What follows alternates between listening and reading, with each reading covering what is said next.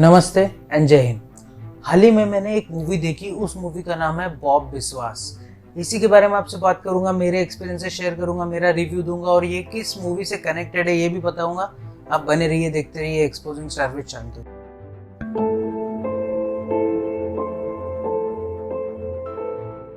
तो हाल ही में मैंने एक मूवी देखी, उस मूवी का नाम है बॉब बिस्वास।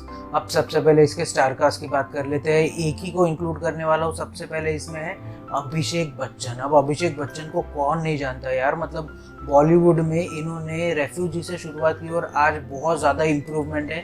बहुत अच्छे एक्टर है, बहुत अच्छे जेंटलमैन है। फिर भी अभिषेक बच्चन को हम लोग जानते हैं द बिग बुल नाम की मूवी से। उसमें इन्होंने काम कर रखा है। एक ऑर्डिनरी सी स्क्रिप्ट को बहुत ज़बरदस्त बना दिया था उन्होंने।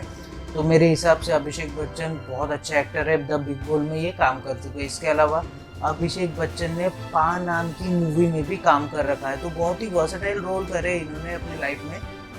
बहुत सी चीज़ें इन्होंने अच्छी भी की है, कुछ बुरी मूवीज़ भी की है, बट इनकी एक्टिंग को कभी आप नज़रअंदाज नहीं कर सकते। रेफ्यूजी छोड़ के, रेफ्यूजी में नहीं पसंद आई थी, बट उसके बाद इन्होंने बहुत अच्छी एक्टिंग कर रखी है बहुत से मूवीज़ में।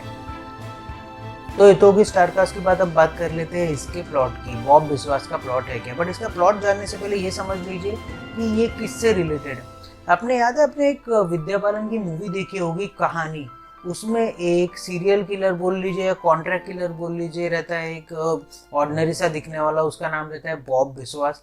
उसका पर्सपेक्टिव कभी दुनिया के सामने नहीं आया, इसलिए इस मूवी में उसका पर्सपेक्टिव सामने लाया गया है कि बॉब बिस्वास क्या सोच रहा है उस समय के लिए।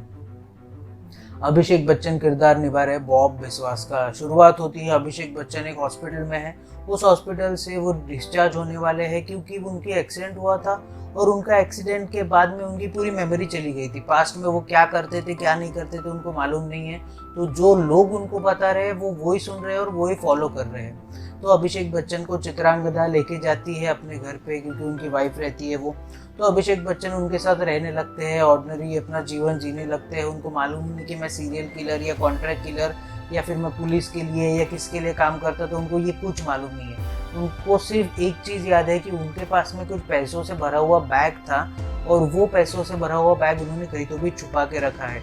अब उनकी माली हालत बहुत ही कमज़ोर है, उनके पास में जीने के लिए ज़्यादा पैसे नहीं है। 8 साल से वो कोमा में थे, तो उनकी वाइफ के पूरे पैसे अभिषेक बच्चन के लिए लग गए हैं। तो अभी अभिषेक बच्चन को वो बैग की बहुत ज़रूरत है जिसमें उन्होंने पैसे छुपा के रखे हुए हैं, और वो बैग है कहाँ पे। और उनको कई इस दौरान में, इस स्टोरी के बीच में ना, कई लोग उनको मिलते हैं जो बोलते हैं कि आप हमारे लिए काम करते थे, आप हमारे लिए काम करते थे, आप इसको शूट करते थे, आप उसको मारते थे, आप कॉन्ट्रैक्ट किलर थे। पर अभिषेक बच्चन को ये समझ में नहीं आता कि वो अच्छे आदमी है या वो बुरे आदमी है। क्या वो पुलिस के लिए काम करते थे, क्या वो गुंडों के लिए काम करते थे? क्योंकि कोलकाता में एक बहुत बड़ा ड्रग माफिया है। तो कहीं अभिषेक बच्चन उस ड्रग माफिया के लिए तो हाल ही में काम नहीं करने लग गए थे, या फिर वो पुलिस भी है जो उनके पीछे पड़ी है तो उनके लिए तो वो काम नहीं करने लगे थे? अब इन सब के बीच में अभिषेक बच्चन किस तरीके से अपने पास्ट मेमोरीज को याद करेंगे, किस तरीके से वो पैसों की बैग ढूंढेंगे और किस तरीके से ड्रग माफिया और पुलिस दोनों से बच जाएंगे, और अगर नहीं तो क्या इन सब के चंगुल में आके वो अपनी जान खो बैठेंगे, या फिर वो अपनी बीवी की जान से हाथ धो बैठेंगे, या फिर अपने बेटों की जान से, मतलब अपने बच्चों की जान से हाथ धो बैठेंगे।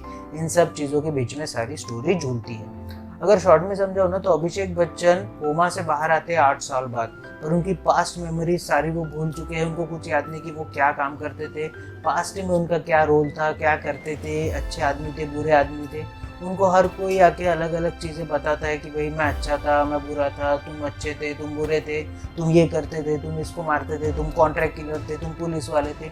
अब उनको बहुत कंफ्यूज हो जाते हैं कि यार मैं था क्या।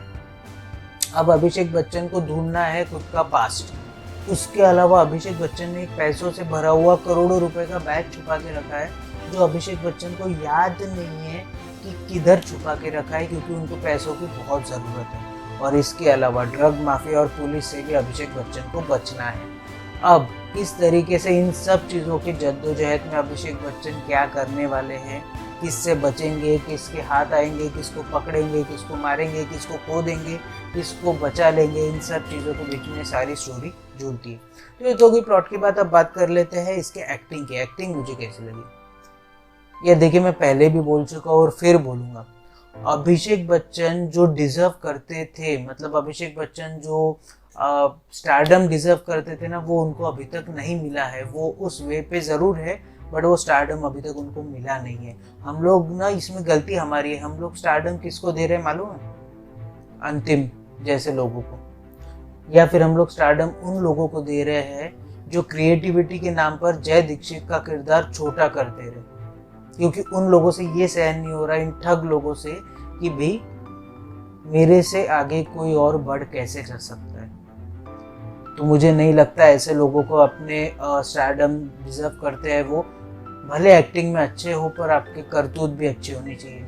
अभिषेक बच्चन एक्टिंग में अच्छे हैं, अभिषेक बच्चन लुक्स में अच्छे हैं, अभिषेक बच्चन सब चीज़ों में अच्छे हैं यार। मतलब उन्होंने, ठीक है मैं रेफ्यूजी खराब थी मानता हूँ, रेफ्यूजी में उनकी एक्टिंग 0 के बराबर थी, बट अभी जितनी improvement, breathe into the shadows, युवा, पा, गुरु, इतनी मूवीज में आपको एक्टिंग करके दिखा दी, अब और क्या कर देंगे। उनके लिए एक सबसे बड़ा ड्रॉबैक है कि वो बच्चन है। अगर वो बच्चन नहीं होते, वो कपूर खान या ऐसा कुछ होते ना, तो आज अभिषेक बच्चन को अलग लेवल के स्टारडम पे होते, क्योंकि हर वक्त उनको कंपेयर किया जाता है अमिताभ बच्चन से, और ये गलत है। उनकी अपनी आइडेंटिटी है, उनकी अपनी पावर है, उनकी अपनी डिसीजंस है। वो बहुत अच्छे से एक्टिंग करते हैं और बॉलीवुड उनको बिल्कुल नहीं डिजर्व करता है। बॉलीवुड उन लोगों को डिजर्व करता है जो नेपोटिज्म है, जिनमें क्रूरता भरी है, जिन लोगों को ना सिर्फ जो नए टैलेंट है उनको दबा के रखने में मज़ा आता है। तो बॉलीवुड अभिषेक बच्चन जैसे लोगों को नहीं डिजर्व करता है, ऐसा पर्सनली मुझे लगता है। पर एक्टिंग से मैं बहुत खुश हूँ, एक्टिंग बहुत अच्छी है। मतलब अभिषेक बच्चन ने उस स्टोरी को बहुत अच्छे से, उस किरदार को निभाया है।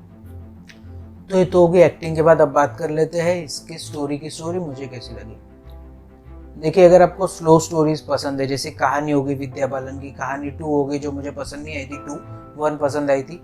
अगर आपको उस टाइप की स्टोरीज पसंद है ना, तो आपको ये पसंद आएगी। बहुत स्लो है, ऐसा नहीं है कि एकदम फास्ट पेस में चल रहा है, ऐसा नहीं है कि कुछ मॉडर्न एक्शंस आपको मिल रहे हैं, ऐसा नहीं है कोई हवा में उड़ के साइकिल चला के ट्रेन के सामने से गुजर जा रहा है, ऐसा नहीं है कोई शिप के ऊपर में अपना करतब कर रहा है, ऐसा कुछ नहीं होने वाला है। बहुत सिंपल स्टोरी है, बट येट बहुत इंटरेस्टिंग है, क्योंकि सस्पेंस बहुत अच्छा है कि आखिरी तक पता नहीं चलता कि अभिषेक बच्चन अच्छे आदमी है या बुरे आदमी है। तो स्टोरी से मैं, थोड़ा टेक्निकल फ्लॉज है इधर उधर, वो नहीं बताऊंगा क्योंकि क्लाइमैक्स खराब नहीं करना चाहता हूँ, पर स्टोरी से मैं बहुत खुश हूँ, मुझे स्टोरी अच्छी लगी है। अगर आपको देखना है नहीं देखना ये मैं आप पे छोड़ता हूँ, पर हाँ ये स्टोरी ज़रूर आप देख सकते हैं। मेरे तरफ से इसके लिए सही में ग्रीन सिग्नल है, बहुत अच्छी स्टोरी है। और आप क्या कर सकते हैं, अपने हाथों की सफाई का ज़रूर से ध्यान रखिए, बार बार अपने हाथों से अपने चेहरे को मत छूइए। इसके अलावा सोशल डिस्टेंसिंग का ध्यान ज़रूर रखिए। इसके अलावा जब भी आप अपने घर से बाहर निकले, अपने चेहरे को फेस मास्क से कवर करना ना भूलिए। इससे आप खुद की भी रक्षा कर पाएंगे और औरों की भी रक्षा कर पाएंगे। इसके अलावा भारत में बनी कोरोना वैक्सीन कई प्रक्रियाओं से गुजरने के बाद आप तक पहुँच रही है, तो जब भी आपकी बारी आए कोरोना वैक्सीन ज़रूर ज़रूर ज़रूर ज़रूर लगवाइए। इसके अलावा अगर लाइफ में कभी आपको लो फील हो, कोविड की वजह से आपकी जॉब चली गई हो, आप पे इकोनॉमिक क्राइसिस आ गई हो, या कोई भी आपको प्रॉब्लम हो, तो इसके बारे में अपने घर वालों से बात कीजिए, जानने पहचानने वालों से बात कीजिए। डिप्रेशन में मत जाइए, डिप्रेशन को मार के इंडिया से भगाइए। और अगर मेरे पास में और भी कोई टॉपिक आता है तो उसके ऊपर मैं एक वीडियो बना दूंगा। तब तक के लिए आप बने रहिए, देखते रहिए एक्सपोजिंग स्टार विद शांतनु। जय हिंद।